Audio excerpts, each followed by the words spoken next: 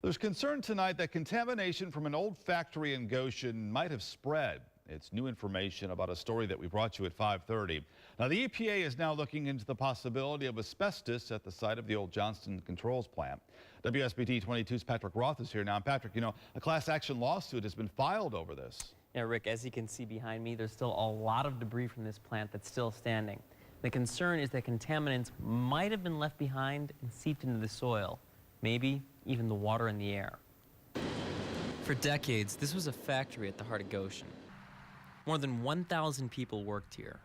And now, this is all that's left. Piles of debris. And what's concerning is what lurks in those piles. We recently just were contacted by IDEM and found out that there's some potential asbestos on the site where it hasn't been cleaned up yet, the debris piles. Contamination has been known for 15 or 20 years, and it's still not been remediated. John Ulmer represents a number of people who lived around the old plant in a class action lawsuit. He says several of his clients have suffered from a number of health problems, including cancer.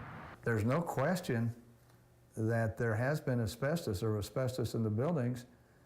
There's a report from IDEM, I believe in 2013, acknowledging that there was asbestos on the property. The big question is what happened to that asbestos after the buildings were torn down.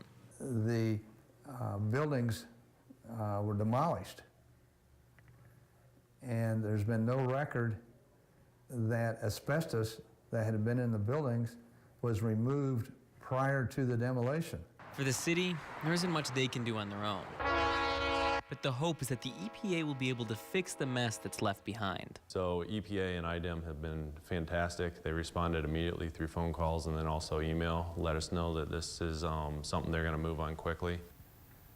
Now, a big part of the problem is Johnson Controls sold that site 10 years ago, and the company they sold it to went out of business. So there's not a lot that the city can do. They do expect EPA inspectors in next week, and Rick, if this is a contaminated site, it could become a Superfund site. Hope is then it would be cleaned up by the early summer. Patrick, thank you.